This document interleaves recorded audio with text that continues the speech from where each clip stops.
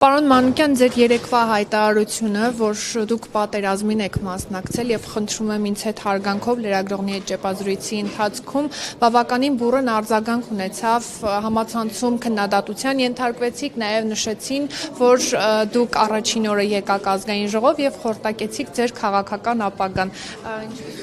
Ես կարծում եմ մեր քաղաքացիները, Հայաստանի Հանրապետության քաղաքացիները մի փոքր այլ են հասկացել իմ ասածը։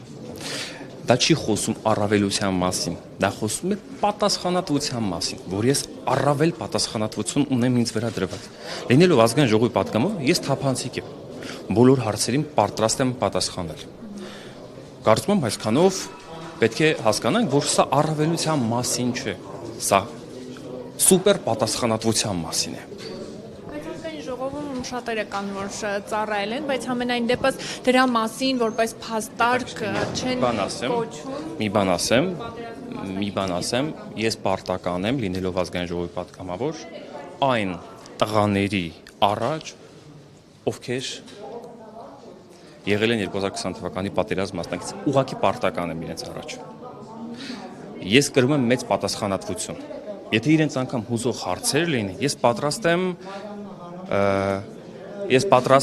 իրենց առաջ, այսպես ասած, բոլոր խնդիրները, ինչ որ իրենք ուզեն, ես բարձրացնեմ այս ամբիոնից։ Ես պարտական եմ իրենց առաջ։ Այսինքն դա շփոթմունքի հետևանք չէ։ Ես կարծում եմ մի փոքր համացանցում մեկնաբանությունները այլ են եղել, մեր քաղաքացիները հավանաբար մի փոքր սխալ են հասկացել, դա առավելության մասին չէ, դա պատասխանատվության մասին է։ Մանուկյանը հիշում էր, որ այդ արտահայտությունը վերջին անգամ լսել էր Վանաձորում հացի հերթում կանգնած ժամանակ։ Շատ տարիներ առաջ 90-ականների Դա պատասխանատվության մասին է։ Այս օրերին դա պատասխանատվության մասն է։ Այսօր լինել այստեղ եւ խոսել դրանից պատասխանատվության մասն է։ Ես կրում եմ նաեւ այդ պատասխանատվությունը։